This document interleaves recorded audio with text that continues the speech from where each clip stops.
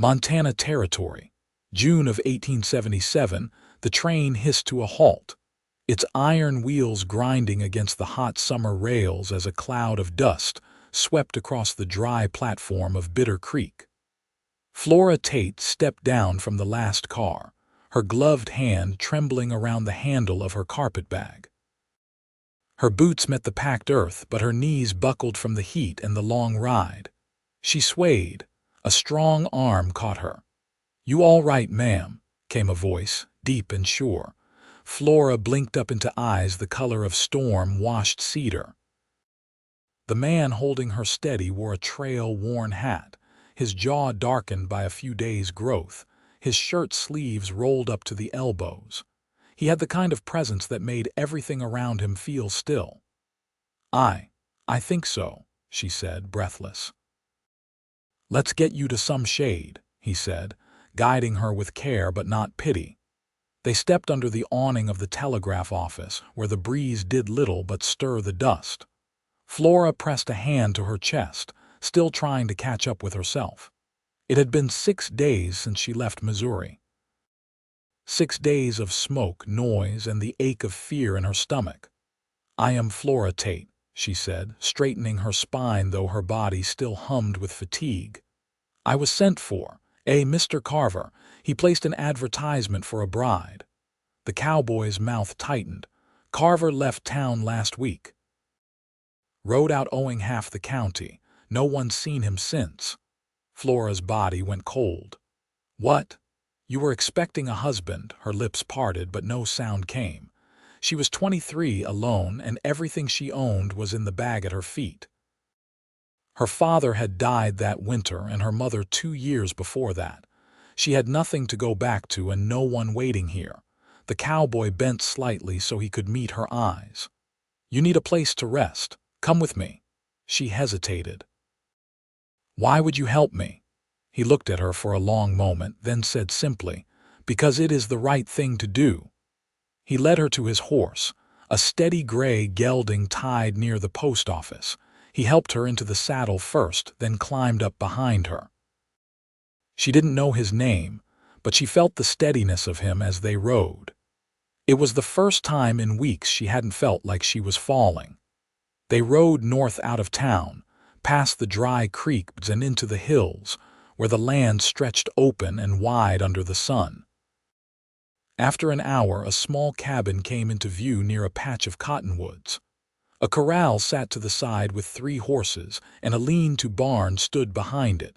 The cowboy helped her down, then tied the horse near the trough. "I am Boone Vexley," he said at last, offering his hand again. "I run cattle on the North Range."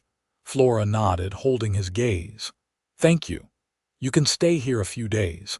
I will ask around town, see if someone can help you find work or passage back east." She looked at the small cabin, then back toward the empty horizon. "There is nothing for me back east." Boone studied her, but he didn't press. He opened the door and ushered her inside. The cabin was plain but clean: 1 room, a table, a stove, a bed in the corner made up with a quilt that looked handmade. He motioned toward it. "You can take the bed." "I will sleep outside."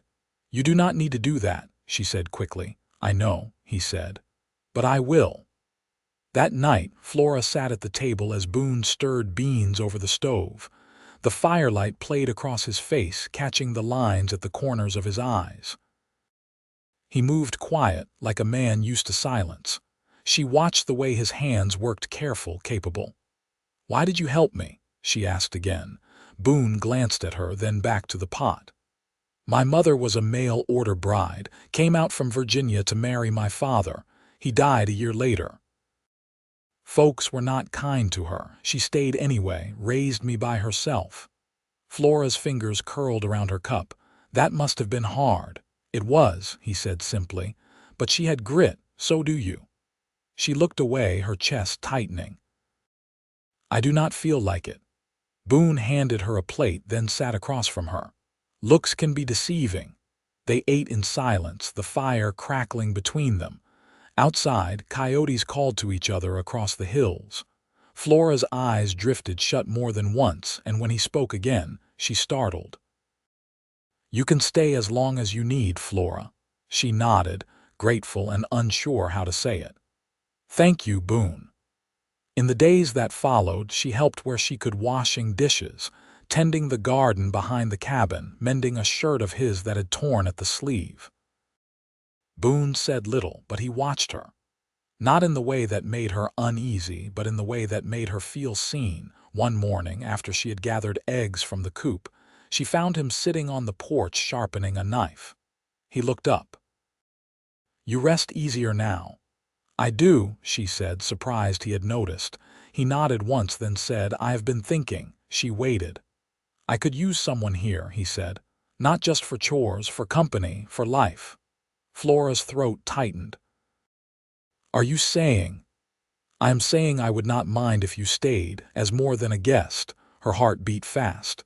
"You do not know me." "I know enough," he said. "I know how you looked when you stepped off that train, and I know how you look now." She stepped closer. "And how do I look now?" "Like someone who is not afraid anymore." Her eyes burned. "I am still afraid sometimes." "So am I." She reached for his hand. He took it without hesitation, his fingers warm and solid around hers.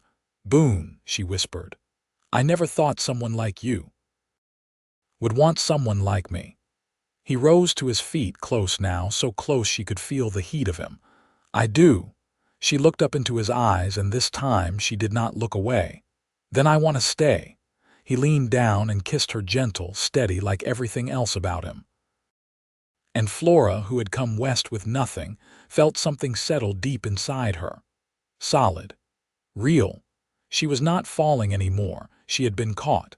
The high grass whispered against Flora's skirts as she moved through the field behind the cabin. A storm had passed in the night, leaving the earth damp and fragrant. Short stalks of wheat Boone had planted curled toward the morning light, and beyond them the mountains stood quiet, their tops still dusted with the last of winter's snow. Boone was already at the corral, fitting new shoes to a bay mare with a white star on her brow. She walked toward him, her boots sinking slightly in the softened ground. "That mare favor her left hind," she said, watching the animal shift with unease beneath the rope. Boone looked up, wiping his hands on a rag. "You notice that? She's bearing light on it," Flora said, brushing back a strand of hair the wind had loosened. He studied her face, his expression unreadable. "You've worked with horses before." "My father raised Morgans for cart and saddle." "I helped him gentle the colts," she said. "We didn't have hired men after the war." Boone crouched to lift the hoof again. "She's got a stone bruise. I'll keep her off work a few days." Flora folded her arms, watching him work. "You always handle your animals that calm." He gave a short nod. "No good comes from rushing a creature that's hurting." She stepped closer, her voice quiet. "That true for people too?" Boone didn't answer right away. He finished with the shoe, then let the mare loose into the round pen where she ambled slow, head low. "When I was 17, I broke a man's jaw for yelling at a mule," he said finally. "Got me a black mark with the ranchers south of here." Flora's breath caught. "Was it your mule?" "No," he said. "But it didn't matter." She watched the tension return to his shoulders, subtle but sure. "Do you regret it?" He glanced at her, then away. "Not the act, just the years that came after." They stood in silence, the wind tugging at the cottonwoods. Flora stepped into the pen, careful in the mud, and approached the mare. The animal flicked her ears but didn't back away. Flora laid a hand on her flank and stroked slow. "She trusts easy," Boone said from the fence. "She's in pain," Flora said. "Pain makes us want gentleness." He leaned on the top rail, one hand gripping the post. "You speak like someone used to pain." She didn't turn. "I am." The wind shifted. The mare let out a long breath, and Flora stepped back. Boone opened the gate for her. As she passed him, he said, "You never said why you answered that advertisement." Her mouth tightened. "There were too many mouths in my sister's house." and not enough kindness. He didn't press further, just walked with her back toward the house. Along the way, he pointed to a patch of rocky soil near the oak stump. "I was thinking of building a smokehouse there. You cure your own meat, started last year," he said. "I lost 2 calves to wolves. Figured I'd better keep what I could," Flora slowed. "Could I help with that? Smoking, I mean. My mother taught me to salt and hang meat when I was small." Boone paused, then nodded. "We can start with venison next week." Inside the cabin, she set to kneading the morning's bread. Boone fetched a pail of water from the spring and set it near the stove. As he poured some into the kettle, he said, "I've been clearing the western pasture." Found a rusted plowshare buried under the sod. Flora glanced up. "Left from a settler, likely," he said. "There's an old foundation stone near it, square cut. Someone tried to live there once." She wiped flour from her hands. "What happened to them?" "No way to know," Boone said. "The land keeps its own counsel." Quiet settled again, but it was not empty. The cabin held the scent of rising bread, the low hiss of the kettle, the scrape of Boone's chair as he sat near the hearth. Flora brought him a cup of coffee. He took it from her gently. "You're not what I expected." She sat across from him. "What did you expect? A woman waiting to be rescued?" Flora held his gaze. "I never asked to be rescued." Boone nodded slowly. "That's what I mean." Outside, the clouds broke apart and sunlight filtered through the window panes. A flicker of warmth passed across Boone's face. He looked at her, and something unspoken settled between them, not promise, not yet, but permission. He sipped his coffee and she reached for her sewing basket. The day moved forward. By late July, the land had begun to hum with the weight of summer. The soil baked hard under the sun, and the cattle lingered in the shade of the cottonwoods, tails flicking slow. Boone had taken to riding out early, before the heat climbed too high, leaving Flora with the morning hush and the steady rhythm of tasks that filled the cabin's quiet spaces. She stood at the table slicing the last of the dried apples, setting them in neat rows across the cloth Boone had stretched over the drying frame. Her sleeves were rolled, and her hands bore the fine nicks and calluses of a woman who no longer shrank from work. A soft trail of flour dusted her forearm, and she didn't bother to brush it away.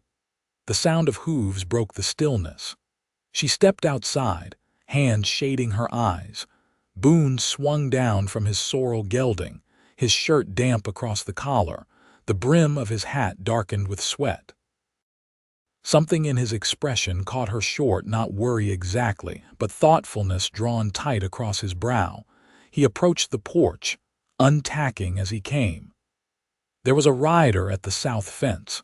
Said he's from the territorial assessor's office. Looking to redraw the grazing lines come fall. Flora wiped her hands on her apron. "Will that change anything for you?" "Might," he said, tying off the reins at the post. "If they shift the boundary west, it'll cut off the spring-fed trough. That'd push me into dry range come September." She stepped down and stood beside him. "Can you contest it? There's a hearing in Helena next month. I'll need to ride in, speak my claim." Her gaze moved past him to the long sweep of grass beyond the barn. "You'll go?" He nodded once. "I have to," she hesitated. "What will you do with the herd while you're gone?" "I'll bring them to the eastern pasture where the fence is stronger, but I can't leave the place empty." Flora's voice was quiet. "Then I'll stay." Boone studied her, the weight of his gaze steady. "It's 3 days to Helena and 3 back. You'd be alone a week, maybe more." "I've lived through worse," she said, lifting her chin. "I know where you keep the rifle. I can handle the stove and the garden. The chickens know me." His mouth twitched like he might speak, but instead he reached for the saddle, lifting it with practiced ease. She stepped closer, her hand brushing his arm. "Let me do this," she said. "Let me hold the place while you fight to keep it." He searched her face. "You're not afraid?" "I am," she said. "But I'm staying." He gave a small nod, then looked away toward the far hills. That night, Boone sat polishing the rifle on the porch while Flora finished stitching a patch on one of his work shirts. The oil lamp inside cast soft light through the open door, and the moon hung low, pale and near. "Did you always mean to live alone?" she asked, her voice even. Boone paused, running the cloth slow along the barrel. "I thought I might. After my mother passed, I stayed on the land because it was hers. Never gave much thought to what would come after." She folded the shirt across her lap. "And now," he set the rifle aside, leaned back against the post, and looked at her full. "Now I think about what it means to share it. To build something that isn't just surviving." She set the shirt aside too, hands empty. "I've never had a place that stayed mine." "You do now," he said. The words settled between them like a promise. The morning Boone left, he rose before first light. Flora packed him dried meat and bread wrapped in oilcloth, and he kissed her forehead near the door, his touch warm and rough with sleep. "If anything feels wrong, ride to the McGarren's place. It's a half-day east," he said. "I'll be fine," she replied, steady. He hesitated, then pressed something into her hand. It was a small ring, plain brass, worn smooth at the edges. "My mother's," he said. "She never took it off, not even in winter." Flora closed her fingers around it. "You sure? She'd have wanted you to wear it." She slid it onto her finger, the fit snug and certain. Boone mounted up and turned once more in the saddle. "I'll be back before the moon turns." She lifted her hand in farewell, and he rode out across the open land, his figure growing small against the rising sun. Alone now, Flora moved through the cabin with a quiet purpose. She milked the goat, fed the hens, then walked the fence line with the rifle slung across her back. The days stretched long, each one marked by small triumphs: a broken hinge repaired, a coyote chased from the coop, seedlings that pushed through the earth when she thought the soil too dry. At night, she lit the lamp and turned the pages of Boone's book's manuals on irrigation, a volume of Scottish poetry, a worn ledger where he'd recorded births of calves and rainfall over the past 5 years. In the margins, he'd written notes in tidy script. "Dry spring, watch the East Creek, and try oats instead of barley next year." By the 5th evening, she began writing her own notes in the back pages, not over his beside them, a new hand joining an old one. When Boone returned 2 days later than expected, covered in trail dust and sunburned across the neck, he found her on the porch mending a bridle strap. He dismounted slow, eyes never leaving her. "You held it," he said. She stood and stepped toward him. "And I waited." He reached for her hand, then hesitated, unsure. Flora didn't. She stepped into his arms and laid her head against his chest. His breath caught. "I fought for it," he said into her hair. "They're letting the line stand." She looked up at him, her voice low. "Then we'll keep it together." Boone leaned down, and this time when he kissed her, it wasn't careful or questioning. It was knowing, certain, earned. And Flora, who had once stepped off a train with nothing but a name and a bag, knew now what it felt like to be chosen, not because she needed saving, but because she had stood her ground and built something worth staying for. August came with a breathless heat that pressed against the hills and rolled down into the valley like a hand on the back of the neck. Boone rose early to beat the worst of it, setting fence posts along the north ridge where the ground tilted and the grass grew sparse.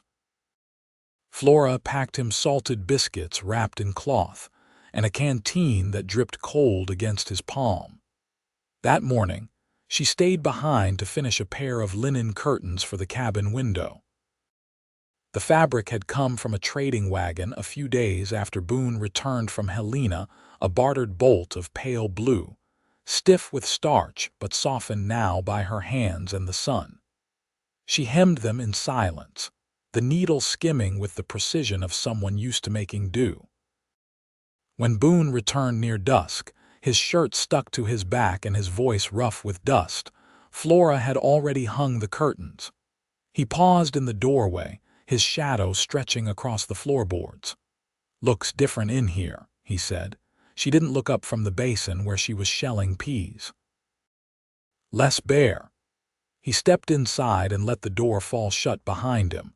"You planning to keep changing things?" She glanced at him sideways, a faint smile at the edge of her mouth.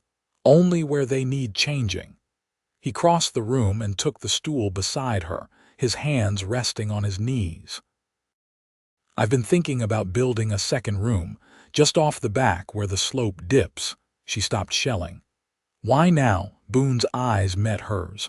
"Because I want this place to grow, not just hold steady." She set the bowl aside. "You mean to build it yourself?" "I'll ask Amos Weller to help raise the frame, but the rest I can manage." His voice stayed quiet, grounded. She reached for his hand and he turned his palm up to meet hers. "Then I'll help too." The next week, the ground was cleared and the foundation laid by hand. The heat didn't break, but Flora didn't complain. She brought Boone water and held the boards steady as he hammered, her arms growing strong beneath the work. They spoke little while they built, but something passed between them in each nail driven. Each beam lifted into place a kind of shared claim.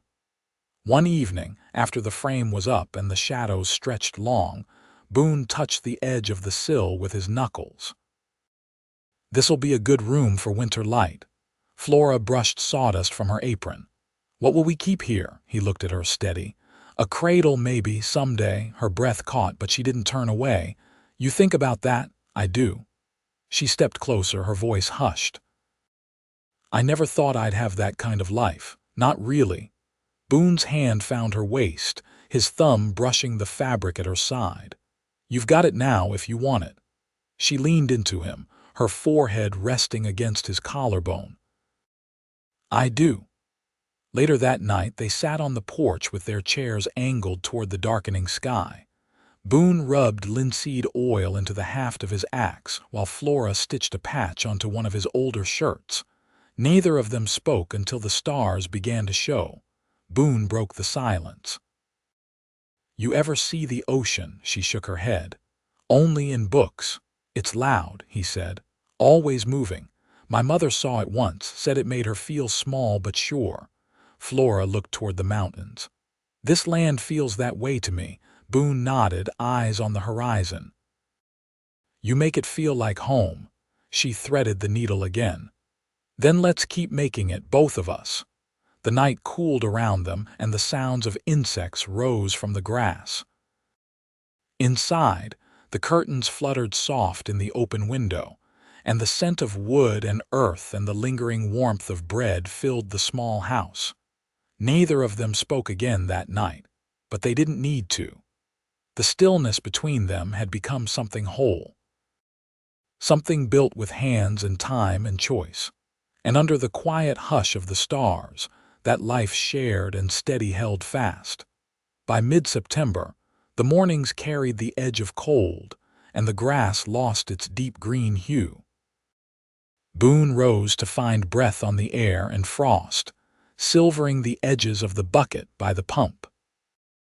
He took his coffee onto the porch, the steam rising, and watched as Flora stepped from the barn, her shawl wrapped tight, and her braid tucked beneath a knitted cap she'd traded for at the store 2 weeks earlier. She walked toward him with a purpose that wasn't hurried. She'd taken to moving that way measured, as if she were settling into the shape of the land. Boone set his cup down as she reached the steps. "I want to learn how to shoot," she said. He nodded slowly. "You ready for that?" "I've been ready. I just didn't want to ask until I was sure I could steady my hands." Boone stood. "We'll go after breakfast." They rode out to the west field, where the land opened wide and low scrub marked the ridge. He set up a row of tin cans on a split rail, loaded the rifle, and held it out to her. She took it from him without hesitation. Boone stepped behind her, his hands guiding the stock into her shoulder, adjusting the tilt of her arms. Breathe out before you squeeze, not after.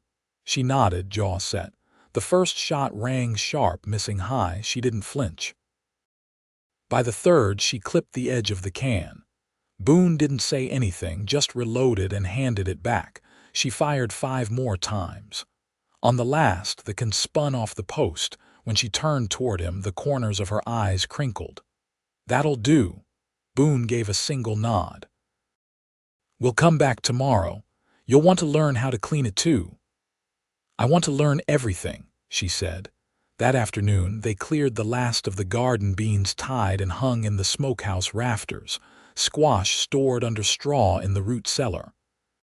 Flora worked alongside Boone without needing instruction. They didn't speak much, but the silence between them had grown full, like a language shaped from shared understanding. As the sun dipped low, Boone paused at the cellar door, resting an elbow on the frame. "I spoke with Amos when I rode in last week," he said. "His sister's a midwife. She travels out this way during the thaw." Flora dusted her hands on her apron. "You think we'll need her soon?" "I don't know," he said, "but I wanted to be ready." She watched him for a moment, then stepped close. "I've been late for 2 months." Boone's eyes held hers, steady as always. "You all right?" "I feel strong," she said. He nodded once. "Then we'll be just fine." They didn't speak of it again that evening, but Boone lit a second lamp before supper, and Flora unpacked the bolt of muslin she'd been saving. She cut the cloth into strips and started sewing small garments, her hands moving with quiet confidence. The next morning, Boone hitched the wagon and drove into town to fetch timber for the new room siding. While he was gone, Flora stayed close to the cabin. She baked 2 loaves, swept out the barn, and sat for a while beneath the cottonwood with a book Boone's mother had left behind, essays on the stars, their movements, and how to read them. When Boone returned, he leaned down from the wagon seat and handed her a parcel wrapped in brown paper. "What's this?" she asked. He looked a little sheepish. "You mentioned your mother used to make jam in September. I found some jars at the general store, and the raspberries are still hanging on near the South Creek." Flora opened the package gently, fingers tracing the thick glass. "You paid coin for these." "Traded a saddle girth and a half-day's work," Boone said. "Seemed fair." That night, the scent of berries simmering filled the cabin. Boone sat at the table carving a handle for the cradle-to-be, and Flora stood at the stove, stirring slow. When she turned and caught him watching her, she didn't look away. "You ever wonder if this is what it's meant to feel like?" she asked. "What? Peace. Not the kind that comes and goes, but the lasting sort." Boone set the knife down. "Every day since I met you, I've known I'm where I belong." She crossed to him, sliding into the chair beside him. "I want to marry you, Boone." His hand stilled. "I thought maybe I was waiting for the right moment to ask." "You were," she said. "It's now." They married at the cabin a week later, just the 2 of them and Amos Weller standing witness. Flora wore her mother's brooch at the collar of the dress she'd sewn with her own hands, and Boone had washed and shaved and combed his hair back for the first time since midsummer. They said their vows with hearts full and eyes dry, and when it was done, Boone kissed her like a man who knew he'd found what he'd once never thought to look for. That winter, snow came early. Boone sealed the windows with pitch and sawdust, and Flora kept the stove lit round the clock. They spent the long nights reading aloud, carving, sewing, waiting for the first flutters of life from the child she carried. When it came, Boone rested a hand on her belly and closed his eyes. By March, the room was finished, wood-paneled and warm, with sunlight that spilled across the floor come morning. Boone built a cradle from pine and lined it with wool. Flora embroidered the edge of the baby blanket with a small, careful star. Their daughter was born before the spring thaw in the early hours of a quiet, snow-wrapped morning. Boone caught her with steady hands, and Flora, breathless and damp with effort, held the child to her chest and laughed through her tears. They named her Miriam after Boone's mother. Boone never left Flora's side that day. He fed the stove, changed the linens, and held his newborn daughter as if his heart had tightened around something too big to name. Years passed. The cabin grew, another room added, more hands tending the land. Flora taught Miriam to read beneath the cottonwood, and Boone showed her how to saddle a horse without a single wasted motion. Their life was not always easy, but it was theirs, shaped by the same quiet resolve that had drawn them to each other in the first place. And every evening, when the sun slipped behind the hills and the light turned gold through the blue curtains Flora once sewed, Boone found her whether in the garden, or by the stove, or brushing Miriam's hair near the fire. He would touch her hand and she would look up, and the years between that first train platform and now would stretch like a thread, unbroken. They had built a life from nothing, not by accident but by choosing, piece by piece. And in that choosing, they had found not only each other but everything they needed.